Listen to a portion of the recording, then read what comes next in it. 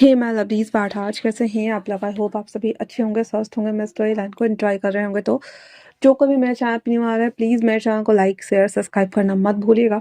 और अगर आप लोग को मेरे स्टोरी लाइन उसके प्लॉट पसंद आ रहे हैं तो प्लीज़ मुझे कमेंट्स करके अप्रिसिएट करना भी मत भूलिएगा। जैसा भी लगे आप लोग को मुझे ज़रूर बताइएगा। देन चलिए हम स्टार्ट करते हैं इस वन शॉट को, जो कि हक डे के स्पेशल पे होने वाला है। The green reaper and his by default man wing, जो कि एक बहुत ही ऊंची बिल्डिंग के ऊपर खड़ा था, जहां से वो जस्ट कूदने ही वाला था। विंग, जो कि हमारा सेकेंड मेन लीड कैरेक्टर है, वो एक नॉवेलिस्ट है। दुनिया में बहुत तरह के लोग होते हैं, हर किसी के लाइफ में अपनी एक प्रॉब्लम होती है, एक सर्कमटेंसेस के दौरान उसे उस हर चीज़ से गुजरना पड़ता है। लेकिन जो विंग है वो बहुत ज़्यादा दुखी हो चुका है। वो पिछले कितने टाइम से लगातार लगातार नए बुक्स लिखते जा रहा है, लिखते जा रहा है, लिखते जा रहा है 3-4 बार, लेकिन कोई नया क्रिएटिविटी नहीं, कोई नया आइडियाज़ नहीं, कुछ भी नहीं। जब भी वो नया नॉवल लिखकर एडिटर को देता है, एडिटर हमेशा उसे एक ही बात कहता है कि तुम्हारी नॉवेल्स चलने लायक नहीं है, हम इस पे वेब सीरीज नहीं बना सकते हैं, हम इस पर मूवी नहीं बना सकते हैं, डॉक्यूमेंट्री नहीं बना सकते हैं। विंग जिस अपार्टमेंट में रहता है, उस अपार्टमेंट में उसकी जो रेंट है वो 6 मंथ से भरे नहीं गए हैं। वो 2 टाइम का खाना जैसे तैसे करके खाता है, इस उम्मीद में कि अगर उसके नॉवेल्स प्रिंट होते हैं तो कंज्यूमर तो कंज्यूम करेंगे ही करेंगे, साथ में उसकी नॉवेल से कोई वेब सीरीज या कोई ड्रामा बन सकता है। लेकिन उसकी कोई क्रिएटिविटी काम नहीं आ रही थी। जिंदगी से निराश होकर विंग आज एक बहुत बड़ा फैसला ले चुका था, जिसमें उसने लेटर में लिखा था कि वो अपनी मौत के जिम्मेदार खुद है और वो मरना चाहता है।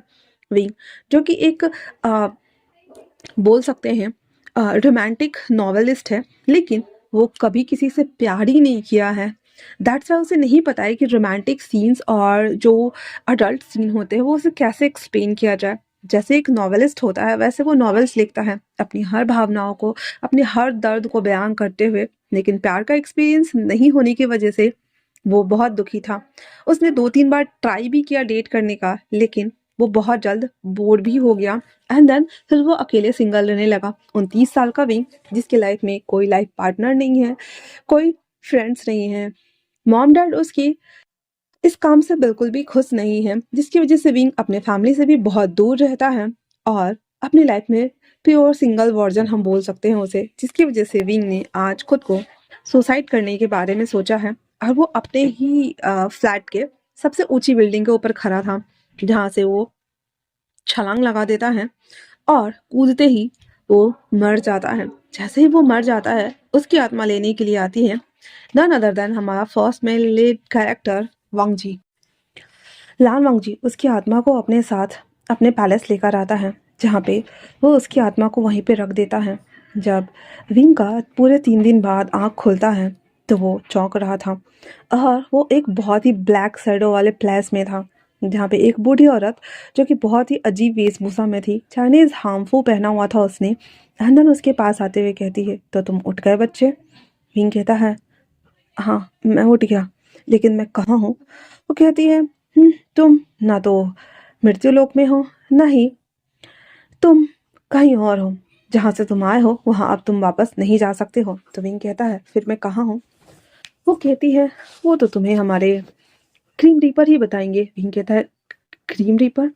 कहता, तुमने अपनी जान देने की कोशिश क्यों की, बताओ। अगर तुम आगे जाना चाहते हो तो तुम्हें तो रीजन पता होना चाहिए ना।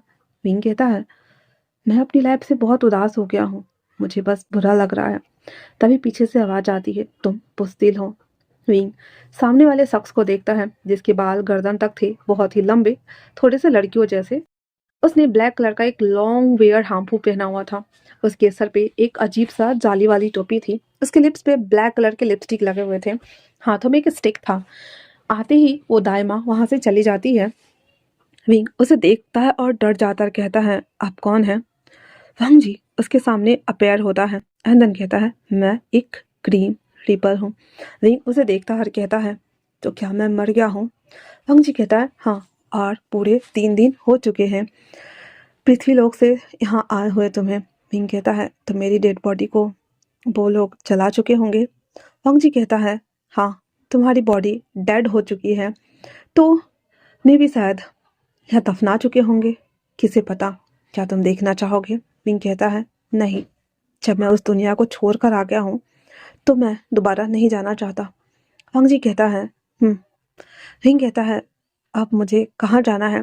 हंग जी उसे देखता है और कहता है, तुम्हारी आयु अभी तक पूरी नहीं हुई है, तुम्हें अभी और जीना है, इसलिए तुम मृत्यु लोक नहीं जा सकते हो। तुम्हारी आत्मा वहां पे स्वीकार नहीं की गई है, इसी वजह से मुझे तुम्हें यहाँ लेकर आना पड़ा है। तो बोलो, दोबारा से तुम्हारे बॉडी में भेज दूं? विंग कहता है, ये थोड़ा अजीब नहीं हो जाएगा? 3 दिन बाद जब मैं वापस अपनी बॉडी में जाऊंगा। रंग जो उसे देखता है और कहता है, तो फिर ठीक है, आराम करो, आराम से सोच के बताना। विंग कुछ नहीं बोलता है। भंग जी एक ही सेकंड में गायब हो गया हुआ था। एंड देन विंग उठ जाता है, वहां से बाहर देखता है। वो जिस पैलेस में था वो पूरा ब्लैक था, पूरा का पूरा ब्लैक। आसपास का वातावरण भी बहुत ही अजीब सा था। वहां पे हर चीज रोशनी जैसे थी ही नहीं, पर ऐसा भी नहीं था कि अंधेरा था, इतना उजाला भी नहीं था, पर ऐसा था कि चीजें देखी जा सकती थी। आसपास बहुत सारे क्रो थे और कुछ लोग थे जो कि ब्लैक सैड्स में ही काम कर रहे होते हैं। विंग वहां से उठकर अंदर की तरफ जाने लगता है तो दाइमा आती हुई कहती है, आप अंदर नहीं जा सकते। तो विंग कहता है, क्यों? समझी के दाइमा कहती है, अभी अभी आप जिनसे मिले हैं वो हमारे किंग थे और वो यहाँ पे राज करते हैं। यहाँ पे उनके जैसे बहुत सारे ग्रीम रीपर हैं जो डेड बॉडीज लाने का काम करते हैं और उसे मृत्यु लोग भेज कर आते हैं। तो अंदर के क्षेत्र में आप नहीं जा सकते, ऊपर जाइए। ऊपर दाएं तरफ एक कमरा है, आप वहां पे रह सकते हैं। विंग दाइमा को देखता है और कहता है, क्या मैं बाहर जा सकता हूँ? वो कहता है, हाँ ठीक है, आप जा सकते हैं। विंग ऐसे ग्रीड करके वापस से ऊपर वाले कमरे में चला जाता है, जहाँ पे वो उस कमरे में आता है। एक बहुत ही बड़ा बेड, बेड के चारों तरफ झालर लगे हुए थे, पाए थोड़े से लंबे ऊंचे टाइप्स के थे और उस कमरे में कुछ भी नहीं था। सामने एक ड्रेसिंग था जिसमें विंग जब अपने आप को देखता है तो मरने के टाइम पे जो उसने कपड़े पहने थे वो अभी भी वो पहना हुआ था। विंग अपने कपड़ों को देखते हुए कहता है, तो सच में मैं मर गया। अच्छा है, कम से कम मुझे अब कोई कुछ कहने वाला तो नहीं है। मैं सही में बहुत बुज़दिल हूँ, मैंने अपनी जान ले ली खुद की, और अब मैं क्या कर सकता हूँ? यहाँ पे भी मैं दूसरे के लिए बोझ बन गया हूँ। मेरे जीवन में कोई रस नहीं है, यहाँ से छुटकारा पाने का कोई रास्ता नहीं है। ये सोचते हुए विंग वो सामने की तरफ विंडो था वहां से बाहर देखने लगता है, जहाँ पे बहुत सारे लोग बहुत सारे सोल्स को पकड़कर लेकर आ रहे थे। विंग अपने मन में सोचता है, ये लोग भी कितने ईमानदारी से अपना काम करते हैं। मैं भी ईमानदारी से नॉवल तो लिख रहा था ना, लेकिन लोगों को वो पसंद ही नहीं आया।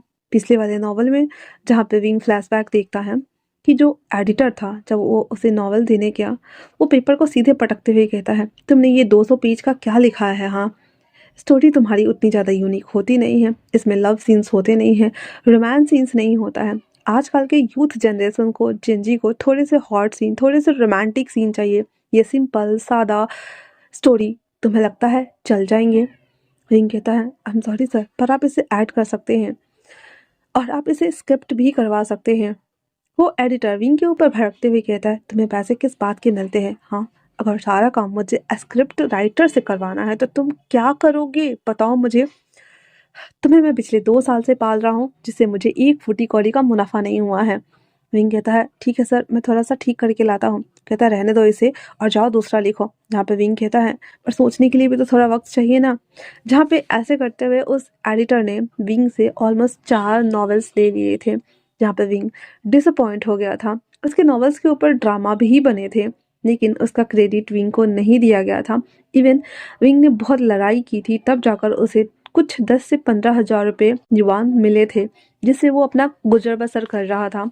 विंग के पास अभी कोई ऑप्शन नहीं था, क्योंकि विंग एक नॉवेलिस्ट था, उसके अलावा उसे कोई दूसरा काम करने आता भी नहीं था। वो एक बंद कमरे में रहता और 24 घंटे ऐसे मंथन करते हुए स्टोरियों के बारे में सोचता, एंड देन उसे कॉपी पे उकेरता। लेकिन उसके अलावा बाहरी दुनिया में क्या चल रहा है उसे कोई परवाह नहीं थी। लेकिन आज जब वो पीछे मुड़कर देखता है तो उसने बहुत ही सारे कीमती पल पल खत्म कर दिए थे।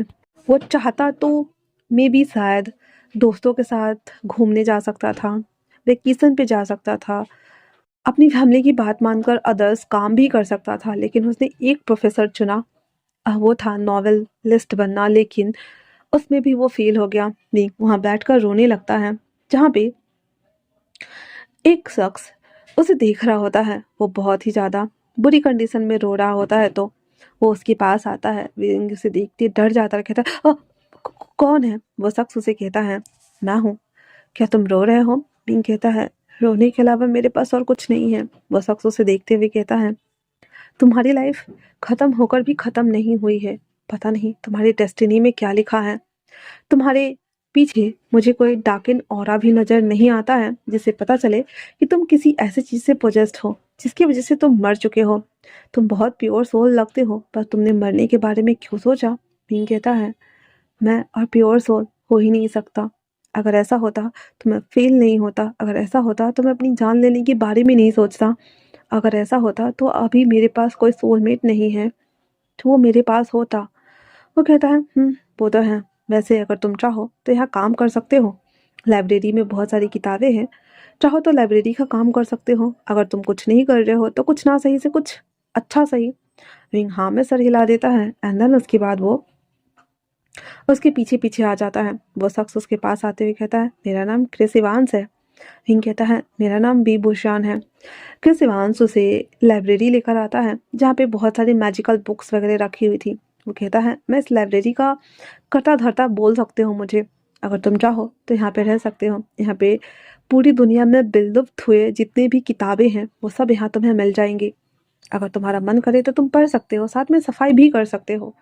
हम्म रिंग हाँ में सर हिला देता है, एंड देन उस लाइब्रेरी की सफाई करना स्टार्ट कर देता है। वांग जी, जिसके सामने में ऑलमोस्ट 300 से 400 क्रीम रिपर खड़े थे, जहाँ पे सब लोग उसे रिपोर्ट कर रहे थे। वांग जी एक एक करके उन लोगों का काम देख रहा था और आधे क्रीम रिपर को वापस भेज देता है, क्योंकि वो थक चुका था और थोड़ा सा आराम करना चाहता था। वांग जी वहाँ से सीधे बाहर आता है, जहाँ पे दाइमा कहती है, वो लड़का जिसे आप लेकर आए थे, वो लड़का लाइब्रेरी में है। वांग जी सीधे उसे कहता है, उसके बाद वो उसे देखने के लिए उस लाइब्रेरी में जाता है, जहाँ पे विंग उस सारी किताबों को ऐसे बैठ के साफ कर रहा होता है। वांग जी यहाँ पे ना विंग से बहुत बड़ा है, क्योंकि वांग जी एक ग्रीन रीपर है, तो उसकी हाइट भी बहुत ज़्यादा है, ठीक है। तो विंग की हाइट मैक्सिमम हम मान लेते हैं कि 5'5" है, तो यहाँ पे वांग जी की हाइट ना 6 से प्लस है, या 7 हम सब मान लेते हैं, ठीक है, क्योंकि वो बहुत लंबा है। तो विंग जब देखता है अपने पीछे एक साया, तो पीछे मुड़ जाता है, जहाँ पे वांग जी का फेस सही से उसे दिख नहीं रहा था, क्योंकि इतना ब्लैकिस्ट फेस लग रहा था उसका। जहाँ पे विंग उसे देखते हुए कहता है, आपको मुझसे कोई काम है? वांग जी उसे देखता है, कहता है, नहीं। विंग कहता है, जी शुक्रिया। इतना बोलकर वो वापस से काम करने लगा था।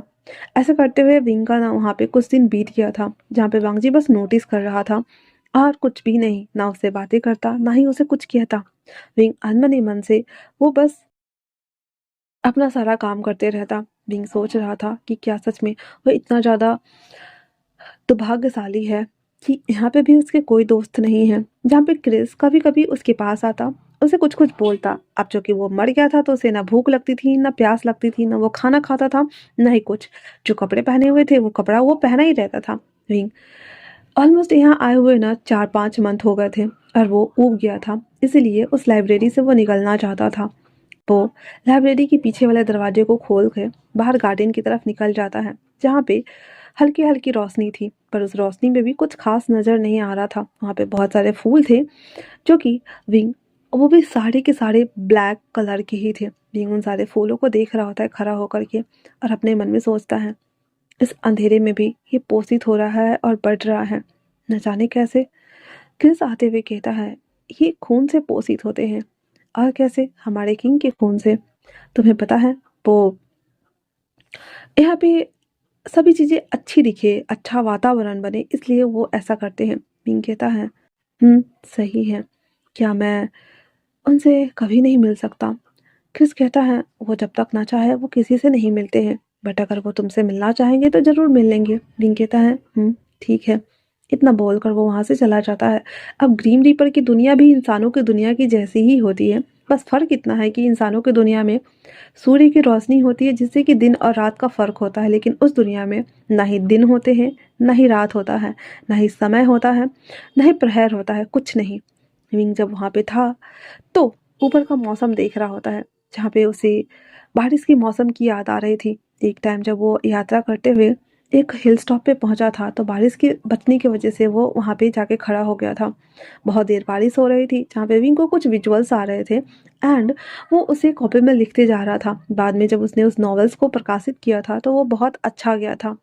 विंग को ये सारी चीज़ें अच्छी लग रही थी। ये सारी चीज़ें सोचते हुए वो वापस से अंदर की तरफ जाने लगता है तो वांगजी उसे देखता है और पूछता है, क्या हुआ? विंग कहता है, कुछ नहीं। वांगजी उसे कहता है, मेरे साथ चलो। विंग उसके पीछे पीछे जाने लगा था। वांगजी एक दरवाजा खोलकर अंदर जाता है। पैलेस काफ़ी अच्छा था, सुनहरे रंग से चमक रहा था। वांगजी उसे लेकर के अंदर के कक्ष में जाता है क्योंकि वहाँ पे हर चीज़ थोड़ी सी सुनहरे रंग की थी। विंग उन तमाम चीज़ों को देखता है क्योंकि बाकी कमरे अंधेरे में डूबे हुए थे, सिवाय इस कमरे के जो कि सुनहरी रंग की चमक से चमक रहे थे। विंग पहली बार वांगजी को देखता है। उसके लिप्स ब्लैक नहीं रेड थे, अजीब से रेड। हाथ और नाखून ब्लैक कलर के थे।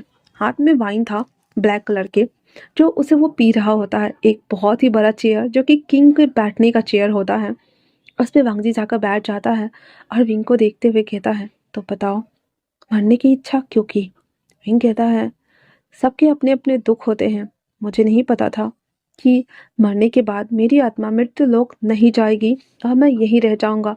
मुझे लगा था मरने के बाद मैं आज़ाद हूँ, पर मैं यहाँ फंस गया इस दुनिया में। हंग जी कहता है, एक सर्टन एज के बाद तुम चले जाओगे। विंग कहता है, क्या मैं वापस नहीं जा सकता? हंग जी उसे देखता है और कहता है, तुम्हें मरे हुए 1 साल हो चुके हैं। लोग तो अब तक तुम्हें भूल भी गए होंगे। विंग कहता है, क्या मुसीबत है, मैं मरने से पहले अपनी लाइफ को जी भी नहीं सका। बंगजी कहता है, अगर जीने के लिए भेज दो तो क्या करोगे? हिंग कहता है, मैं दोस्त बनाना चाहता हूँ, उनके साथ रहना चाहता हूँ और एक पार्टनर बनाना चाहता हूँ, क्योंकि मैं 29 साल का था और मैं एक प्योर वर्जन हूँ। मैंने अपनी आइडेंटिटी और वर्जिनिटी कभी भी किसी के सामने में ओपन नहीं की। मैं हमेशा पूरी दुनिया से कट के एक चार दीवारी की कमरे में बैठकर नॉवल लिखता रहा, लेकिन मुझे लगता है कि दुनिया जीने के लिए थी, मुझे भी जीना चाहिए था। जहाँ पे वांगजी उसे घूर कर देखता है और कहता है, अगर ऐसी बात है तो जाओ और वापस से अपनी दुनिया में जियो। विंग कहता है, क्या यह संभव है? वांगजी कहता है, हाँ संभव तो है, लेकिन तुम्हें पार्टनर मेरे पसंद का मिलेगा। विंग कहता है, क्या मतलब? वांगजी कहता है, तुम्हें समझ में आ जाएगा। इतना बोलकर विंग को वो वहां से सीधे चुटकी बजाते ही गायब कर देता है। अगले ही पल जैसे ही विंग की नींद खुलती है, मानो जैसे कि उसकी पूरी बदन में दर्द हो रहा था। वो अपने कंधे को और मुंह को बनाते हुए उठ के बैठता है। पूरी बॉडी में अकड़ हो रही थी। उसके कमरे से बहुत ही गंदी दुर्गंध आ रही थी, क्योंकि खाना पीना हर चीज़ वैसे ही रखा हुआ था, हर चीज़ मैस था, फैला हुआ था। विंग जब तमाम चीज़ें देखता है तो कहता है, ये क्या है? सच में मैं जिंदा हूँ? ओहो, सच में मैं जिंदा हूँ? ये बोलकर और वो जब आसपास की चीज़ों को देखता है तो उसे बहुत गुस्सा भी आ रहा था और कहता है, फिर वो सब क्या था? ऐसे लग रहा था जैसे कि मैं कोई गहरे सपने में था, सब कुछ रियल लग रहा था। विंग ये अपने ही ख्यालों में डूबा हुआ था कि तभी उसे कॉल्स आती है, जहाँ पे वो फ़ोन पिक करते हुए कहता, हेलो। उधर से एक वॉइस आती है, तुम्हारी कोई काम में इम्प्रूवमेंट हो नहीं रही है। तुम्हारे साथ काम करने के लिए मैं एक और एडिटर को भेज रहा हूँ, जो तुम्हें बताएगा कि तुम्हारी गलती कहाँ है और वो तुम्हारे साथ ही रहेगा, तो तुम उसके साथ रूम शेयर कर लेना। विंग कहता है, क्या मतलब? मेरे साथ कोई और रहने आ रहा है? वो एडिटर कहता है, हाँ ऐसा समझ सकते हो, तुम्हारी नॉवल में इतनी ज़्यादा गलतियाँ और खामियां हैं, तो वो तुम्हारे साथ एक्सपेरिमेंट के लिए आ रहा है, ताकि तुम्हें थोड़ा सा अकल आए। विंग कहता है, ये करना ज़रूरी है? वो एडिटर कहता है, हाँ ये करना ज़रूरी है, तुम्हें नौकरी प्यारी है या नहीं? विंग कहता है, ठीक है। वो एडिटर कहता है, शाम तक वो आ जाएगा। विंग उसके बाद पूरे रूम की साफ सफाई करना स्टार्ट कर देता है। रूम को फ्रेश व्रेश कर लेने के बाद रूम फ्रेशनर मार देता है। अब जो कि विंग का 1 BHK का अपार्टमेंट था, मतलब 1 kitchen 1 bedroom and then attach bathroom, तो वो सारे कपड़े जो भी सूखे हुए थे वो सब फॉल्ट वॉल्ट मार के अपनी जगह पे रख देता है। सब कुछ हो जाने के बाद विंग चाय बना रहा होता है, तभी डोरबेल बजती है। विंग जब डोर ओपन करता है, सामने एक शख्स खड़ा था जिसने गॉगल्स वेयर किया हुआ था। अब वो बहुत ही ज़्यादा क्लासिकल लग रहा था। उसने थोड़ा-सा लॉन्ग कुर्ते जैसा शर्ट पहना हुआ था, पजामा थोड़ा-सा फैला-फैला पहना हुआ था। तो विंग कहता है, "क्या वो तुम हो?" सामने वाला शख्स कहता है, मैं हूँ।"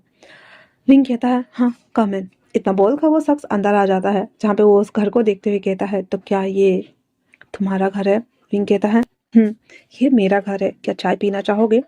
वो शख्स कहता है, विंग उसके लिए भी चाय छान कर ले आता है और उसे बढ़ा देता है, जहाँ पे वो शख्स उसे देख रहा होता है। विंग चाय पीते हुए बस उसे ही देख रहा था। वो शख्स बहुत ही ज़्यादा शांत, शालीन था।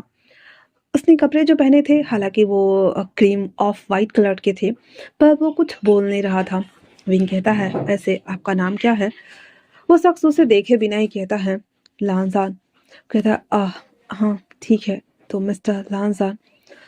तो वो शख्स कहता है, विंग कहता है, "ऐसा लग रहा है जैसे मैंने आपको कहीं तो देखा है।" वह शख्स उसे बिना देखे कहता है, "सपने में।" हिंग कहता है, "हाँ, सही कहा, सपने में।" वांग जी, आई मीन कि लानजान उसे देखते हुए चाय का कप रखते हुए कहता है, "पहली बात, मैं यहाँ इसलिए आया हूँ क्योंकि हम दोनों एक दूसरे के साथ रह सकें।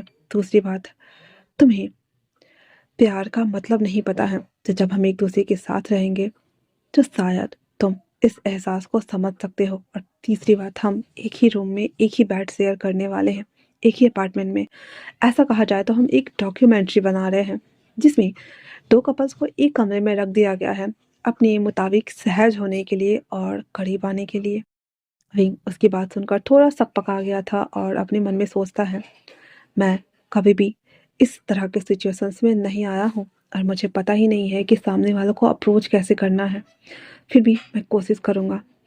लानजान चुपचाप बस उसे देख रहा होता है। चाय पी लेने के बाद बिंग वो कहता है, "मैं ये साफ कर लेता हूँ।" इतना बोल वो उसे लेकर के अंदर चला जाता है, क्लीन करते हुए रख देता है, जहाँ पे लानजान उसके पीछे खड़ा था, बहुत ही कोल्ड सा फेस लिए हुए। विंग जब मुड़ता है तो अचानक से उसे टकरा जाता है, जहाँ पे विंग जल्दी ही पीछे हो जाता है और कहता है, "आई एम सो सॉरी।" लांछन उससे कहता है, "टकराने पे पीछे नहीं हटना होता है। अगर टकराओ तो वहाँ पे खड़े रहकर सामने वालों को देखना होता है।" विंग कहता है, "हाँ, क्या करना होता है?" लांछन कहता है, "कुछ नहीं।" उसके बाद लांछन वहाँ से विंग के रूम में आकर लेट जाता है, जहाँ पे विंग आते हुए अपने मन में सोचता है, तो मुझे इसके साथ बेड शेयर भी करना होगा। कोई बात नहीं, मैं नीचे बेड कर लेता हूँ। इतना बोल वो चद्दर वगैरह निकाल कर नीचे बिछावन कर रहा होता है। तो लांछन उठ के बैठ जाता है और कहता है, "ये क्या कर रहे हो?" विंग कहता है, "बीट कर रहा हूँ।" लांछन कहता है, "यहाँ आओ, बैठो।" विंग उसके सामने जाके बैठ जाता है। दोनों में एक बित्ते का फासला था।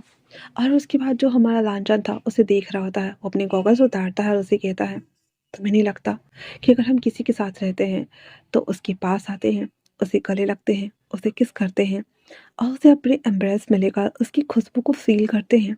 विंग ये सब सुनते ही उसके तोते उड़ गए थे और वो कहता है, "मैंने ऐसा कभी एक्सपीरियंस नहीं किया है, इसलिए मुझे नहीं पता इन तमाम चीज़ों के बारे में, तो आप बताएँ?" लांछन कहता है, "यहाँ आओ।" जहाँ पे विंग धीरे-धीरे करके उसकी बात मानते हुए उसके करीब बढ़ता है। जैसे ही लांछन उसके गालों को हाथ लगाने ही वाला था, विंग जल्दी से खड़ा हो जाता है, कहता है, फिर कभी।" ये बोलकर वो नीचे जाकर लेट जाता है, एकदम चद्दर-वद्दर तान के, जहाँ पे लांछन बस उसे देख रहा होता है और कहता है, ठीक है, रात को करते हैं।" विंग कहता है, "रात को लिखना है मुझे।" तो लांछन कहता है, "ठीक है, मदद कर दूँगा।" इतना बोलकर वो भी लेट जाता है। विंग के सोते ही लांछन उसे एक नज़र देखता है और उसके बाद वो भी अपनी आँखें बंद कर लेता है। रात के टाइम पे जब विंग उठता है, तो लांछन वहाँ पे नहीं था। विंग बाहर आता है तो वो भी वहाँ पे नहीं था। विंग सोचता है शायद वो चला गया होगा। लेकिन तभी डोर ओपन करके लांछन अंदर आता है, जो कि खाना लेकर आया हुआ था। विंग उसे देखते हुए कहता है, "क्या तुम बाहर गए थे?" लांछन कहता है, "तुम्हें भी कभी-कभी बाहर जाना चाहिए। बाहर का मौसम बहुत ही सर्द और खुशनुमा है। इस मौसम में 2 आदमी जब एक साथ होते हैं तो उसकी गर्माहट से अजीब-सी खुशबू फैलती है और वो एक-दूसरे में खो जाते हैं।" विंग उसकी इन गहरी बातों को समझ नहीं पा रहा था और कहता है, दो लोगों की खुशबू कैसी होती है। लानजान उसके करीब आकर उसे छूने की कोशिश ही कर रहा था कि फिर से विंग पीछे हट जाता और कहता है, तुम मतलब आप मुंह से बताएं। लानजान कहता है, ठीक है बताता हूँ। जब दो जिस्म एक दूसरे से टकराते हैं, दो जिस्म जब एक दूसरे के ऊपर होते हैं, दो जिस्म जब विंग कहता बस बस बस बहुत हो गया, मुझे लिखने जाना है। इतना बोल वो अपना सारा पेपर और ये सब निकाल के टेबल पे बैठ जाता है लिखने के लिए, जहाँ पे लानजान बस गॉगल्स को ठीक करते हुए उसे देख रहा था। थोड़ी देर बाद खाना लगा देने के बाद कहता है, आके खाना खा लो। विंग कहता है, थोड़ा कुछ लिख लूँ फिर उसके बाद।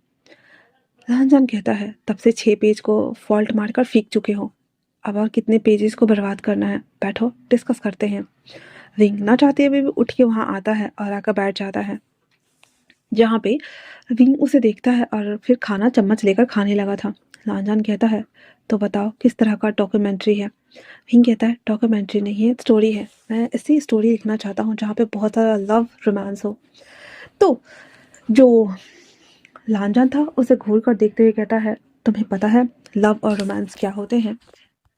विंग हाँ में सर हिलाते हुए कहता है, नहीं मुझे नहीं पता कि लव रोमांस क्या होता है।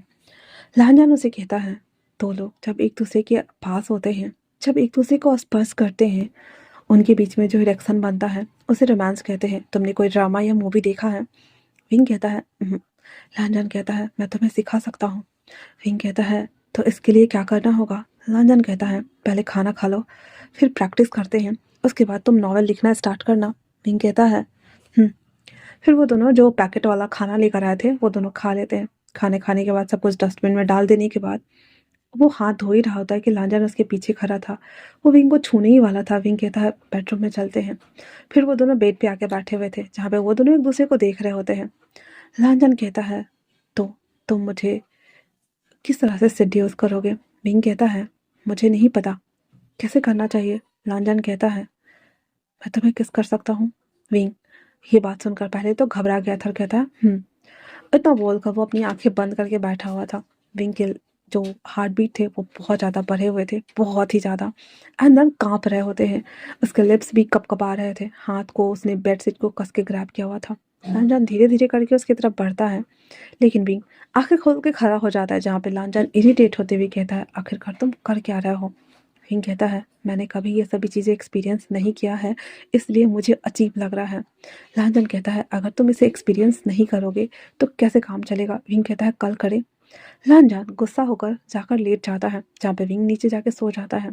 रात के टाइम पे जब विंग सोया हुआ था उसे लगता है जैसे कि उसके बगल में कोई है। जब वो आंखें खोलता है, लांजन उसके बगल में लेटा हुआ था और उसे ही देख रहा था अजीब नज़रों से, जहाँ पे विंग को इतना ज़्यादा डर लग गया था वो चिल्लाने ही वाला होता है कि लांजन उसके मुंह को बंद कर देता है, अपने पैरों से उसके दोनों पैरों को चाँप देता है, उसके कान में धीरे से कहता है, रिलैक्स्ड, शांत हो जाओ, बिल्ली की तरह पंजे मत मारना, मैं कुछ नहीं कर रहा हूँ। इतना बोल जो लांजन था वो अपने राइट हैंड से विंग की टमी के राउंड हैंड चलाना स्टार्ट कर देता है।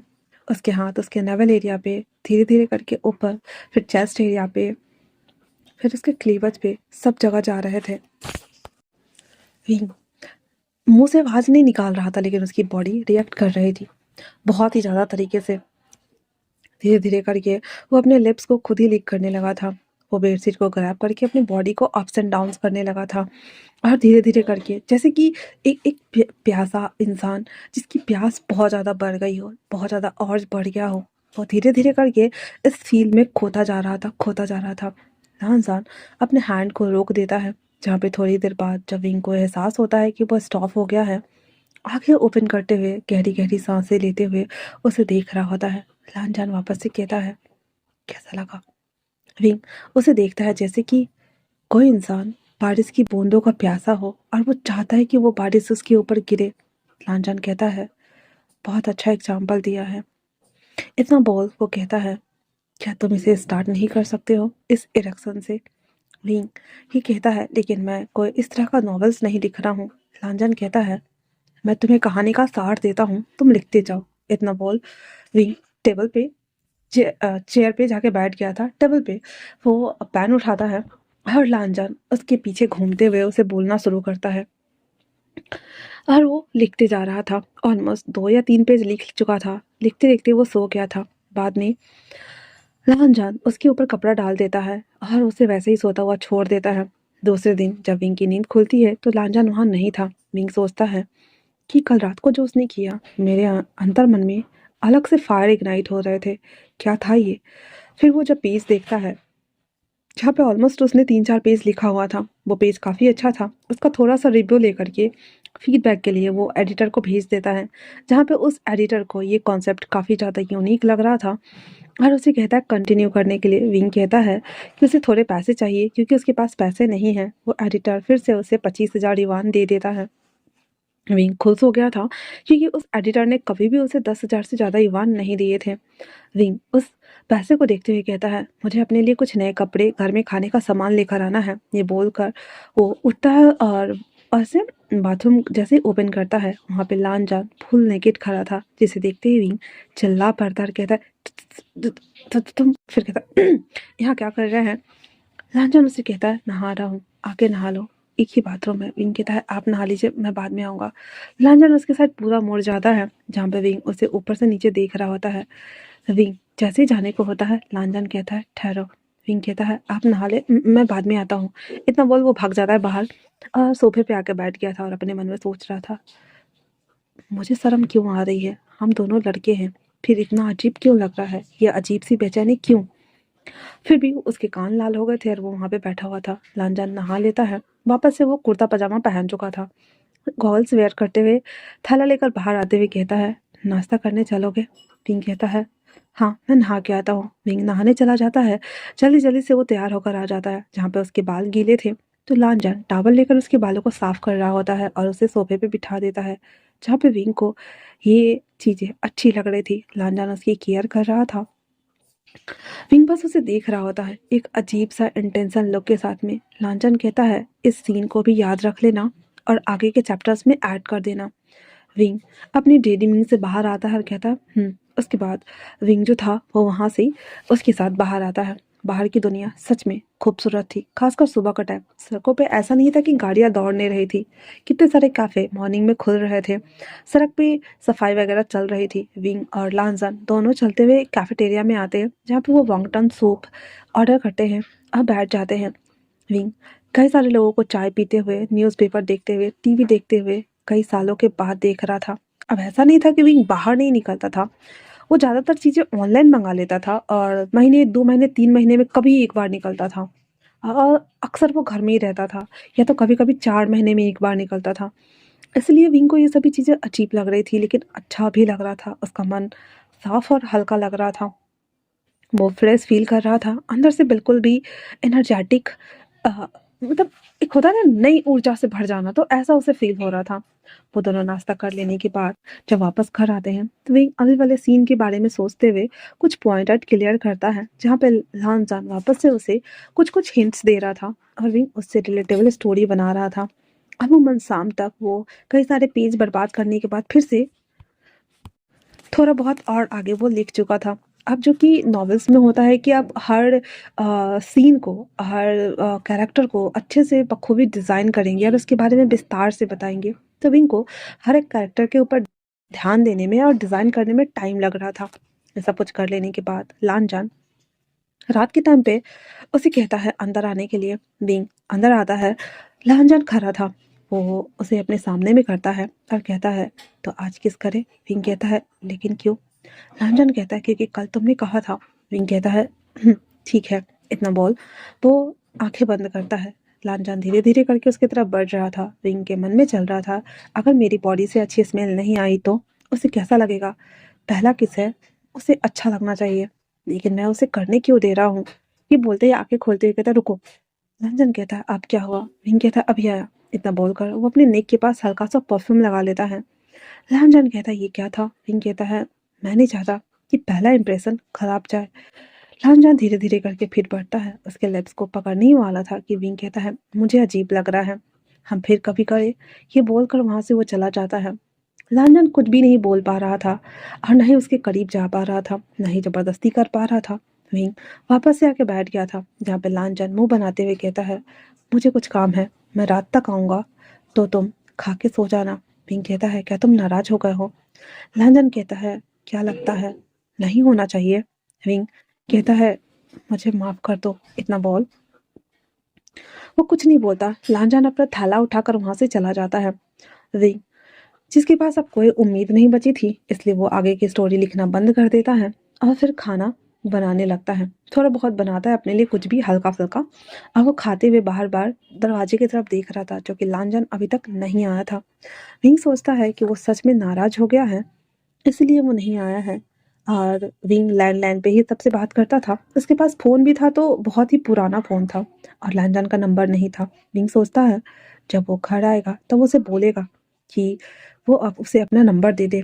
इतना बोलकर वो खाना खाता है, प्लेट वगैरह धोता है और फिर लिखने के लिए बैठ जाता है। 2-3 सीन सोचने के साथ ही उसे डिज़ाइन करना स्टार्ट करता है। लिखते जा रहा था, पॉइंट आउट करते जा रहा था और लिखते-लिखते फिर से सो जाता है। रात के टाइम पे वो लांजान लांजान ऑलमोस्ट 12 बजे के आसपास वो वापस रिटर्न आता है, जहाँ पे विंग को सोता हुआ देखता है। अब लांजान उसके ऊपर फिर से चादर डाल देता है और वहां से फिर से चला जाता है। विंग जब अगली सुबह उठता है तो लांजान नहीं था। विंग को लगा शायद वो गुस्सा हो गया है, इसलिए वो कहता है अगर वो आए तो वो उसे खुद किस करने देगा और उसके पास जाने की कोशिश करेगा। लेकिन वो उसके बाद घर की क्लीनिंग करता है। थोड़ा वो जो सामान लेके आया था उसे डब्बे वगैरह में पैक करता है। दोपहर हो चुका था लेकिन लांजन नहीं आया था। इनको समझ नहीं आया कि वो क्यों नहीं आया आज। कपड़े वगैरह जो थे वो सब धो धा कर डाल दिया हुआ था। अचानक से डोर ओपन साउंड सुनते ही विंग भागते जाता और कहता लांजन तुम आ गए। आते ही उसे शोल्डर से पकड़ते हुए कहता है मैं बहुत खुश हूँ। लांजन कहता है क्या हुआ? विंग कहता है मुझे लगा तुम मुझसे नाराज होके चले गए हो तो वापस नहीं आओगे। लांजन कहता है तो क्या तुम्हें बुरा फील हो रहा था? विंग कहता है हाँ थोड़ा सा। लांजन कहता है विंग कहता है मैं किस करना चाहता हूँ?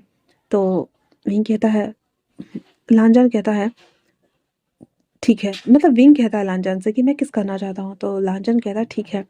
विंग धीरे धीरे करके उसकी तरफ बढ़ता है और फिर वो रुक जाता है और कहता है मुझे किस करना नहीं आता। लांजन कहता है मैं किस करके दिखाता हूँ, इतना बोल। लांजन उसके लिप्स को कैप्चर करता है एंड देन किस करना स्टार्ट कर देता है। किस करते करते लांजन जैसे उसे गले लगाने को होता है कि विंग फिर से उसे धक्का देके साइड हट जाता है, जहाँ पे लांजन कहता है ये क्या था? विंग कहता है "अ, अ, अच्छा था, लेकिन अ, हम दोनों लड़के हैं और हम ये क्यों कर रहे हैं?" तो लांजन कहता है क्योंकि तुम्हें प्यार का मतलब नहीं पता, तुम्हें रिश्ते कैसे चलाने चाहिए ये नहीं पता, तुम इमोशन कैसे डालोगे तुम्हें ये नहीं पता, भावनाएं क्या होती है तुम्हें ये नहीं पता। इसीलिए मैं तुम्हारी मदद करने आया हूँ।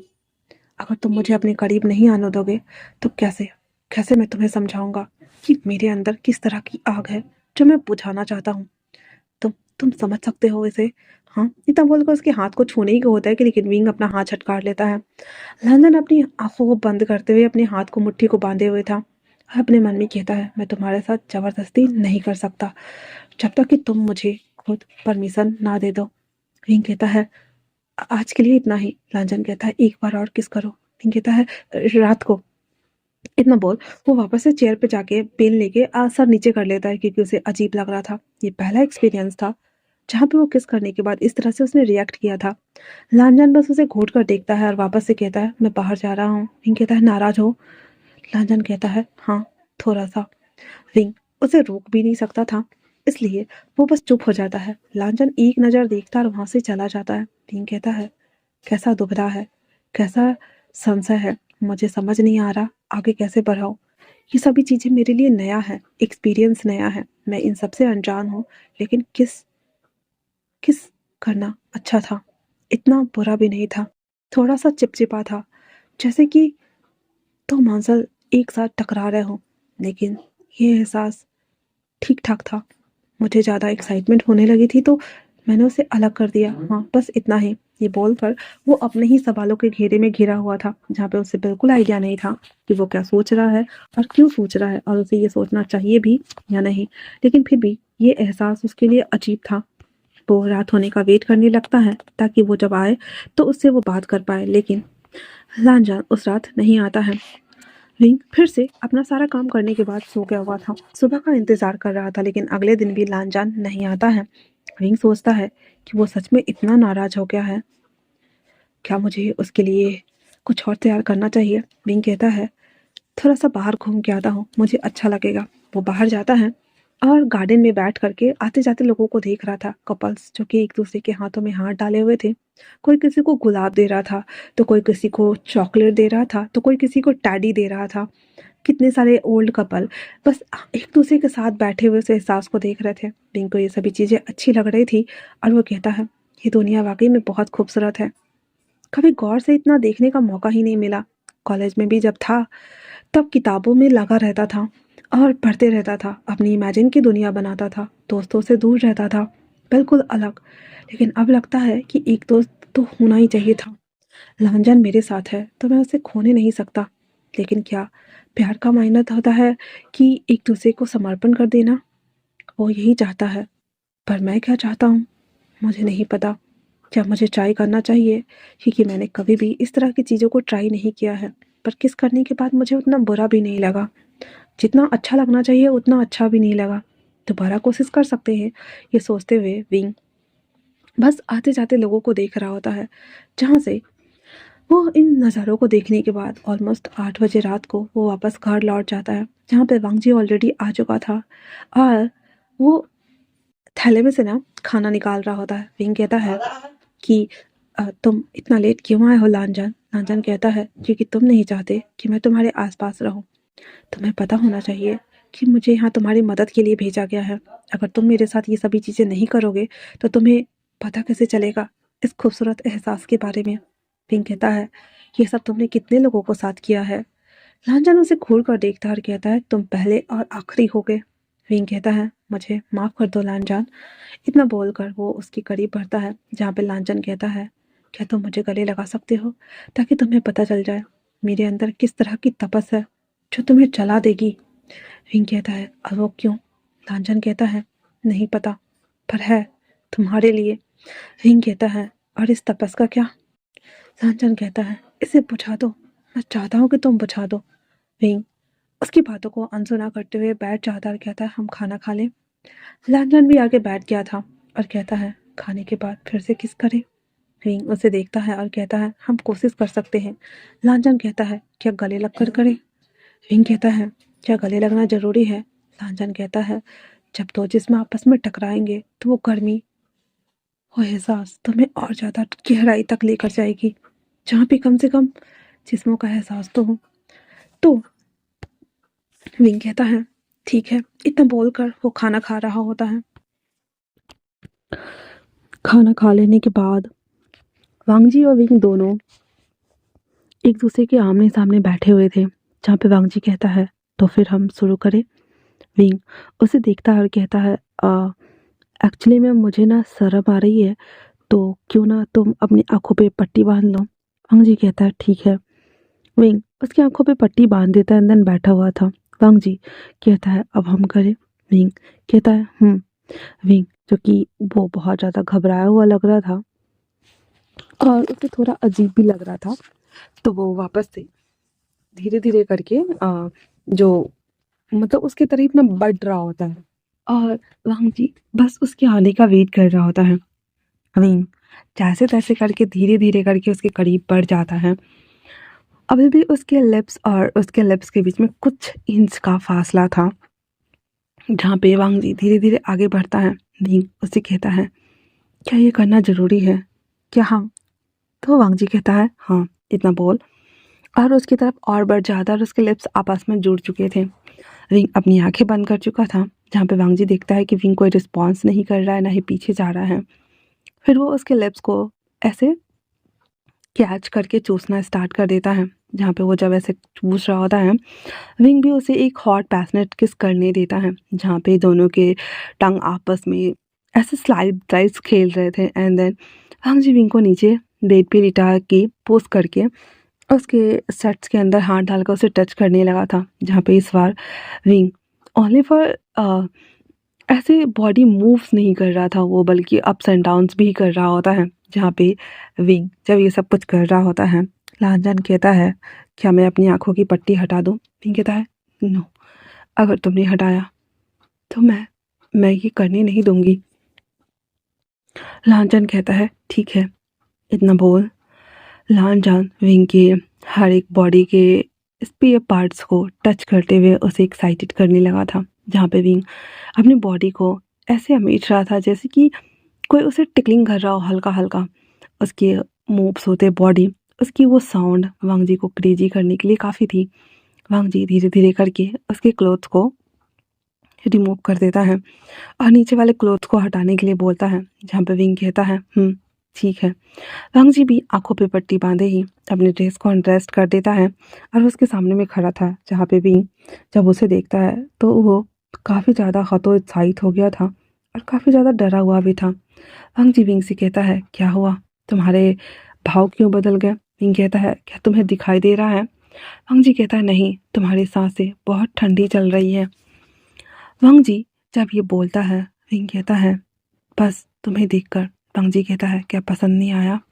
विंग जिसके पास शब्द नहीं थे वो क्या बयान करे। एक तो वांग जी उसका वो मस्कुलर ऑरा, ऊपर से उसका छोटा बेबी वो बहुत ज़्यादा टाइट था। विंग बस उसे देख रहा होता है, जहाँ पे लानजान अपने आप को मैनेज करते हुए उसके पास आता है, हाथ को ऐसे टोया मार के उसके पैर को पकड़ता है और फिर उसके बाद उसके पैर को टच करते हुए ऊपर जाने लगा था। जैसे जैसे वो एक्साइटेड कर रहा था, विंग इस बार मौन करने लगा था। वांग जी जब उसके ऊपर आता है, वो जिस्मों की गर्मी सच में दोनों को क्रेजी करने के लिए काफ़ी थी। जो लांजान था वो उसके ऊपर आते ही उसे लिक करने ही वाला था कि विंग कहता ठहरो। लांजान कहता है क्या हुआ। विंग कहता है ये मेरा फर्स्ट टाइम है, मुझे नहीं पता इसके एक्सपीरियंस कैसे होते हैं।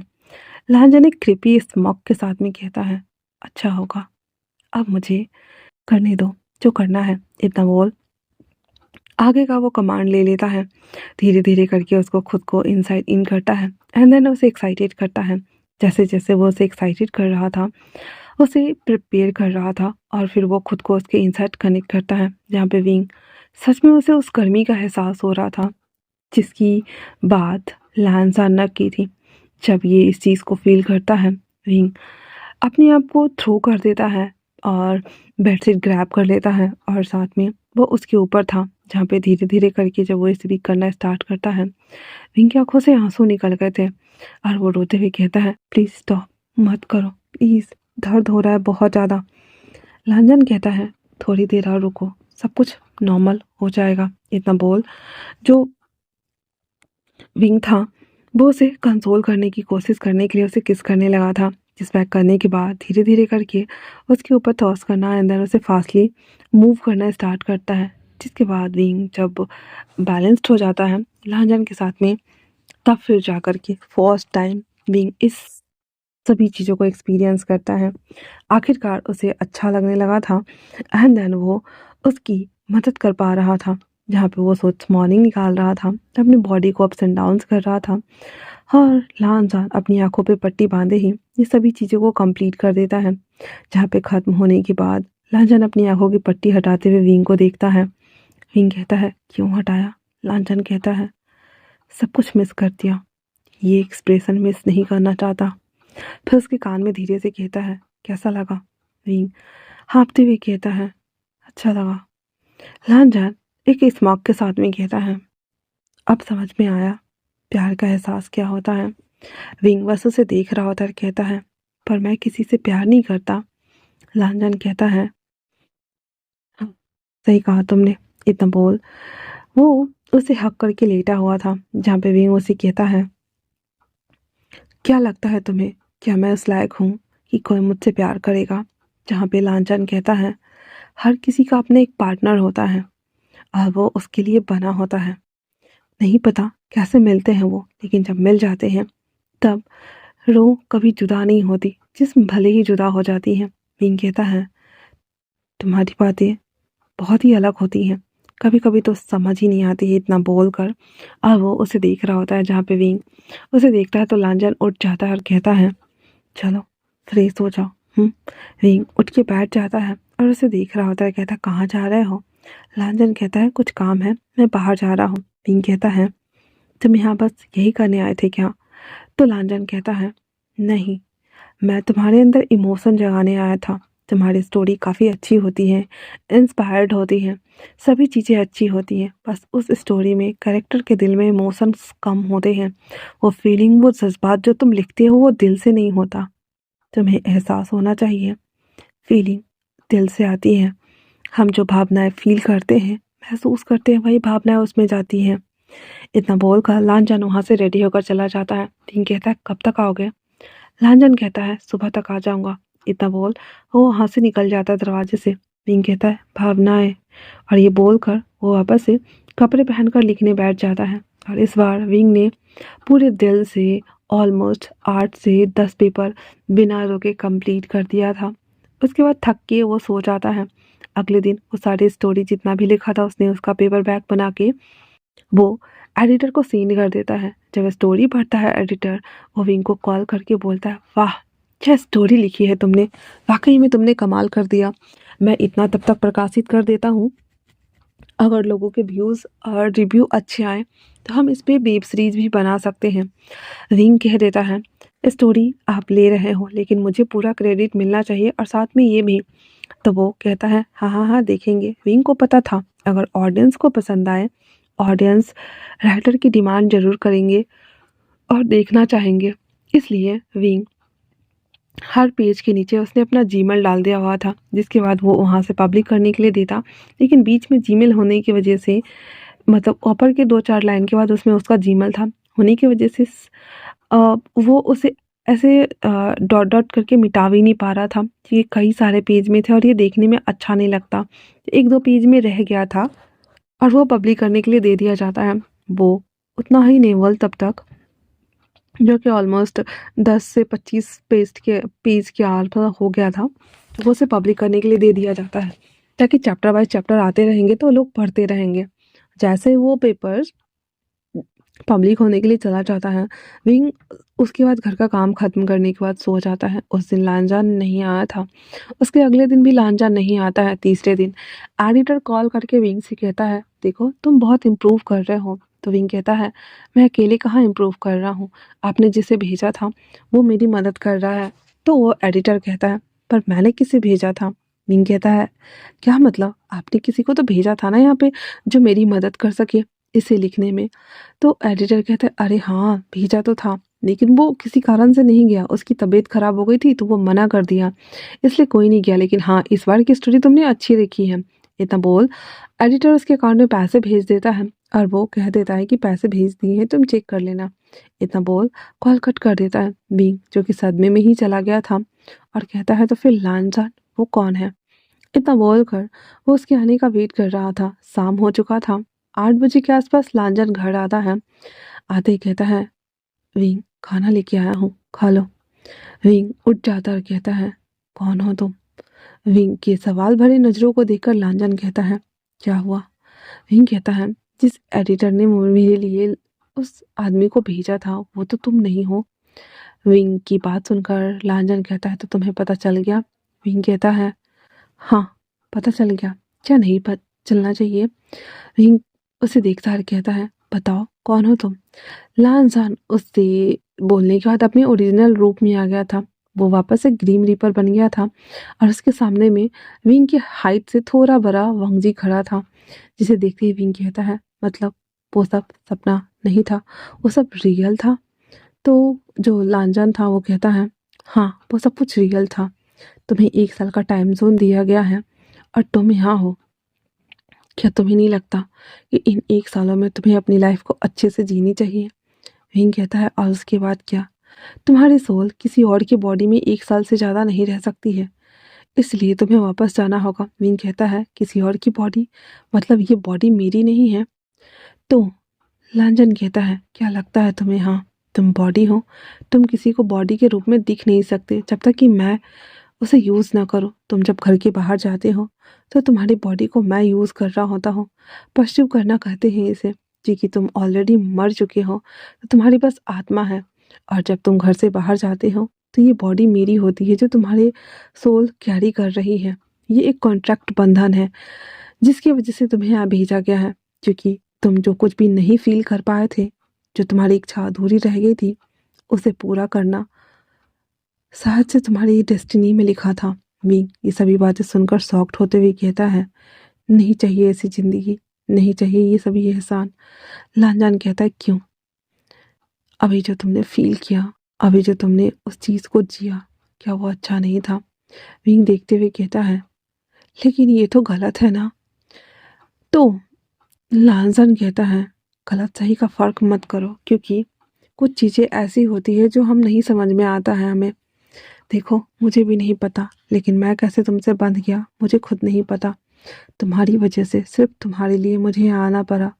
मैं पूरे ग्रीम रीपर का लॉर्ड हूँ, और मैं ही सब लोगों को उसके जन्म और मृत्यु के आधार पर लोगों को लेने भेजता हूँ, लेकिन तुम्हें लेने के लिए मैं खुद आया। ऐसा बहुत कम बार होता है जब मैं खुद किसी को लेने जाता हूँ। जब मैं आया, तुम्हें रोकने की कोशिश की, लेकिन तब तक तुम्हारी बॉडी छलांग लगा चुकी थी और तुम्हारी आत्मा मेरे हाथ में थी। हालांकि मैं तुम्हें ले जाने आया था, लेकिन न जाने उस वक्त क्या हुआ, तुम्हारी आत्मा मुझसे बन गई। एक तरह से देखा जाए तो तुम मेरे सोलमेट बन चुके हो। तो मुझे तुम्हारी मदद के लिए आना ही पड़ा।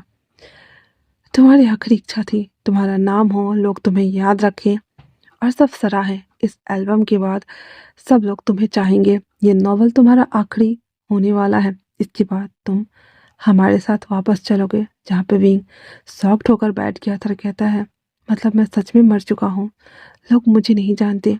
तो लांचन कहता है, नहीं, और वो जो एडिटर है उसे स्टोरी देने वाला तुम नहीं कोई और है। तो विंग कहता है, और वो कौन है? कहता है, वो तुम्हारी जैसा है लेकिन तुम नहीं हो। इतना बोलकर वो विंग को अपना ओरिजिनल से रूबरू कराता है, जिसे देखकर वो कहता है, तो अभी जो थोड़ी देर पहले जो सब कुछ किया वो? लांजन कहता है, वो तो दो आत्माओं का मिलन था। जब भी तुम बाहर जाओगे तब इस बॉडी को कैरी करोगे, वरना नहीं। इतना बोलकर और वो उसकी आत्मा को बाहर निकाल देता है, जहाँ पे वो देखता है कि जो वो शख्स है सामने वाला, वो शख्स वहाँ पे बेहोश होकर पड़ा हुआ था। ये देखते ही विंग शॉक्ड हो गया था और कहता है, तो मैं इसकी बॉडी कैरी क्यों कर रहा हूँ? लानजान कहता है, आत्मा को कैरी करने के लिए एक बॉडी चाहिए होता है इस 3D मटेरियल वर्ल्ड में। तुम्हारी आत्मा मेरे साथ ऑलरेडी वहाँ पे रह रही थी, लेकिन तुम्हारी इच्छा को पूरी करने के लिए इस बॉडी का सहारा लेना पड़ा। तो विंग कहता है, मेरे साथ किस करना और वो सभी चीज़ें करना? लांजन कहता है, किस तुमने किया, उसने नहीं। जब भी तुम ऐसा कुछ करते हो तुम्हारी हाथ कांप जाती और तुम ठंडे हो जाते थे। विंग कहता है, हाँ। तो लांजन कहता है, क्योंकि फिर वो तुम्हारी बॉडी से तुम्हारी आत्मा को मैं निकाल देता था, क्योंकि किसी और के जिस्म को बीच में लाना अच्छा नहीं है। वो तो बस एक माध्यम बना है। ये बोलकर वो उसे सीन दिखाता है जहाँ पे जब जब वांग जी ने उसे अप्रोच किया था, लानजान खुद ग्रीम रीपर के वेश में था, और लानजान ने विंग की आत्मा को उसकी बॉडी से निकाल के उसे अपने सामने रखा था, और उसकी बॉडी पीछे ऐसे ना बेड पे लुढ़क जाती थी। ठीक है। तो विंग जब ये सारा सीन लांजन की आंखों में देखता है तो कहता है, अब क्या करना चाहिए? तो कहता है, देखो, किसी न किसी एक को तो ये मीडियम चाहिए होता है ना। ये भी तुम्हारी तरह एक अच्छा राइटर है, और ये भी नाम कमाना चाहता है। देखो, इतना बोलकर जब उसकी आईडी चेक करता है तो वो दंग था। विंग कहता है, मतलब ये पैसे, ये सब कुछ ये कर रहा है? तो कहता है, हाँ, लेकिन इसके बदले पे यहाँ पे देखो तुम्हारा नाम है। मतलब तुम्हें जो चाहिए वो इस आइडेंटिटी के जरिए मिल रही है। क्या तुम पूरी लाइफ इस आइडेंटिटी के साथ रहना चाहते हो या वापस चलना चाहोगे? विंग कहता है, जब इतना सब कुछ कर ही दिया है तो मुझे यहाँ लाने का मतलब क्या था? लानजान कहता है, जब तक तुम मुझे परमिशन नहीं देते मैं तुम्हें छू नहीं सकता था, इसीलिए तुम्हें वापस से इस दुनिया में भेजना पड़ा। इंसानी फितरत वो कभी नहीं बदलती है। इस इंसान को मीडियम बनाया ताकि तुम्हें इस दुनिया के रूल को सिखा सकूं। तुम्हारे अंदर जो कुछ भी था उसे तुमने खुद से बंद किया था, और उसे तुम खोलना नहीं चाहते थे, पास्ट ट्रॉमा की वजह से या बुरे एक्सपीरियंस की वजह से। लेकिन ये तमाम चीज़ें लोगों के साथ होती रहती हैं। लांजन कहता है, अब बताओ क्या मैं उसे उठा दूं? तो विंग कहता है, हाँ। लांजन उसे उठा देता है, जहाँ पे वो शख्स उठते ही अपना सर खुजा रहा होता है और आसपास देख रहा होता है, और फिर लैपटॉप उठाकर बैठ जाता है उस स्टोरी को आगे कंटिन्यू करने के लिए। जहाँ पे लांजन विंग को देखते हुए कहता है, तो चलो मेरे साथ वापस अब। विंग कहता है, उसे इसे पूरा करने के लिए उसे बताते रहना, तो वांग जी कहता है, हाँ मैं बता दूंगा। इतना बोल वांग जी विंग को लेकर के वापस से अपने पैरेलल वर्ल्ड के लिए निकल जाता है, जहाँ पे वो जब पहुँचते हैं तो दाइमा वापस आते हुए कहती है, आप बहुत जल्दी आ गए, बस आने में आपको 4 मंथ ही लगे। तो विंग कहता है, लेकिन हम तो वहाँ पे 1 मंथ ही रुके थे ना। लांजन कहता है, हर रेलम का टाइम जोन अलग होता है, इसलिए ज़्यादा मत सोचो कि तुम इतने दिन रुके और तुम क्यों नहीं रुके और क्या हुआ, क्योंकि सच कहा जाए तो तुम्हें समझाना बहुत ज़रूरी था। ये बोलकर वो अपना जो लांजन था ना, वो उसका फुटेज दिखाता है जहाँ पे विंग जब उस बिल्डिंग पे खड़ा था और वो जब नीचे कूदने वाला था जहाँ पे लांजान उसे लेने आया था, लेकिन तब तक विंग ऊपर से छलांग लगा चुका था और लांजन के हाथ में जो था वो आत्मा था, जहाँ पे लांजन और विंग दोनों देख रहे थे कि एक स्टिंग स्लाइड निकलती है जिससे कि लांजन और वांगजी लांजान और विंग दोनों को एक दूसरे से कनेक्ट कर देती हैं। उसके बाद लांजान विंग को लेकर सीधे इस वर्ल्ड में अपीयर हो गया था। वहाँ नीचे हाहाकार मच जाता है, लोग एम्बुलेंस को बुलाते हैं, विंग को हॉस्पिटल भेजा जाता है जहाँ पे बहुत सारा ब्लड गिरा हुआ था। हॉस्पिटल जाते जाते ही विंग के हाथ स्ट्रेचर से नीचे गिर गए थे और ऑलमोस्ट वो डेड एंड पे चुका था। उसका एडिटर आता है और आते ही विंग की बॉडी को देखता है, वो सदमे में था और उसे बहुत बुरा फील हो रहा था, इसीलिए वो उसके आखिरी पलों को अच्छे से मतलब कि अच्छी श्रद्धांजलि देता है। उसके लिए बैंक्वेट रखता है, खाने का प्रबंध करता है, सभी को ये सब कुछ करता है। बैंक्वेट वाले दिन जिस दिन खाने का सब कुछ प्लान था, उसी दिन ये लड़का जिसकी बॉडी को विंग ने कुछ टाइम के लिए लिया था, वो लड़का वहाँ आता है और उससे कहता है कि वो अच्छा राइटर है और वो काम करना चाहता है। तो वो जो एडिटर था ना वो उसे हायर कर लेता है, क्योंकि विंग के जाने के बाद किसी न किसी को तो रहना ही था। जब वो उसके बाद वो उसकी स्टोरी को और ये सभी चीज़ों को देखता है तो उसे गुस्सा आ रहा था, क्योंकि सेम वे में वो लिख रहा था। वो भी थोड़ा सा चिढ़ा हुआ था अपने बॉस से, लेकिन उसे लिखना तो था ही। एंड देन एक दिन वांग जी ने उसकी मदद करी और उसके बाद वो अपना काम करने लगा। इधर विंग को इन सभी चीज़ों का जब एहसास हुआ कि उसने अपना जीवन जिया ही नहीं, किसी चीज़ की अनुभूति की ही नहीं, किसी भी चीज़ के लिए वो जिया ही नहीं, इसीलिए वो चाहता था कि वापस से वो इंसान के रूप में आए और ये सभी चीज़ें करे। जिसके बाद वांग जी ने उसकी बात सुनी और उसे सीधे इसके सोल के साथ में ट्रांसफ़र कर दिया, जहाँ पे जब जब उसके बॉडी में वो जाता था उसका सोल वांग जी के पास आ जाता था। और जब वांग जी लांजन को अपने करीब करने की कोशिश करता तो उसके सोल को वो डिस्ट्रैक्ट करके छोड़ देता और उसकी बॉडी लुढ़क जाती थी, बेहोश हो जाती थी मतलब, और फिर लांजन और विंग एक दूसरे को किस करते थे। ये तमाम चीज़ें देखने के बाद विंग आश्चर्य में था और कहता है, क्या मैं सच में बहुत बुरा हूँ? लांजान उसे गले लगा लेता है और कहता है, नहीं, आज से तुम इस पैलेस में ही रहोगे, तुम्हारी जीवन अवधि अभी भी बहुत बाकी है, जब तक एक सटीक उम्र नहीं आ जाता तुम नहीं मर सकते। तो विंग कहता है, उसके बाद क्या? लांजन कहता है, अगर तुम मेरे क्यून बन के यहाँ रहना चाहो तो तुम कहीं जाने की ज़रूरत नहीं है, और दूसरी बात ये, तुमने मुझे खुद परमिशन दिया है अपनी लाइफ में आने का, वो सभी चीज़ें करने का। मैंने हमेशा तुम्हारी रिस्पेक्ट की, तुमसे पूछा, तुम्हारी सराहना की, और उसके बाद तुमने मुझे गले लगाया और परमिशन दिया। विंग ये बात अच्छे से समझता था, क्योंकि वो बहुत ज़्यादा काइंड हार्टेड पर्सन था। दैट्स व्हाई वो हाँ में सर हिला देता है और वो लांजान से शादी करने के लिए मान गया था। तो लांजान उसे कहता है, यहाँ पे कॉन्ट्रैक्ट पे साइन करना होता है और तुम मुझे अपने आप को सौंप देगा। विंग के सामने में वो कॉन्ट्रैक्ट लाया जाता है, एक ब्लैक कलर की स्याही लाई जाती है जिससे कि जीवन और मृत्यु के डोर बंधे होते हैं। विंग उस कॉन्ट्रैक्ट पे साइन कर देता है। उस कॉन्ट्रैक्ट में साफ साफ लिखा था कि वो ना तो अब जी सकता है, ना ही मर सकता है, ना ही जन्म ले सकता है, मतलब कि वो अब जन्म जन्मांतर के लिए सिर्फ लांछन का बनकर रह गया था।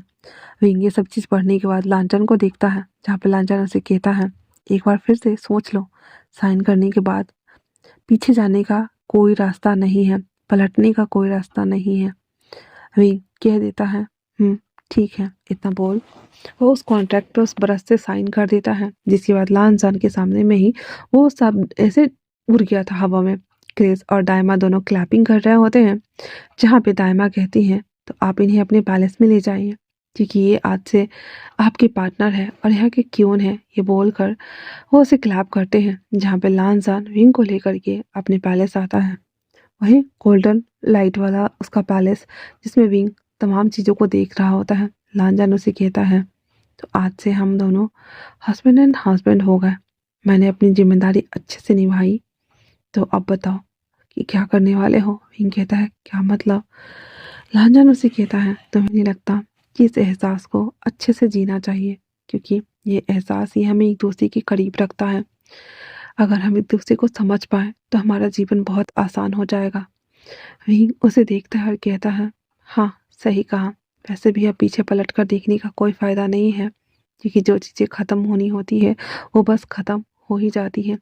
नया सवेरा हमें नई उमंग नई रोशनी लाकर देता है, और मैं इसके लिए रेडी हूँ। इतना बोल अपना हाथ लांछन की तरफ बढ़ा देता है। लांछन विंग को हाथ लेते हुए आगे करता है, उसे ब्राइडल स्टाइल में गोरी करता है। गाड़ी करने के बाद उसे बेड पे लाकर लिटा देता है। धीरे धीरे करके दोनों का ड्रेस अनड्रेस्ड हुए पड़े थे, और रात में लांजान और विंग एक दूसरे के साथ इंटीमेट हो रहे होते हैं।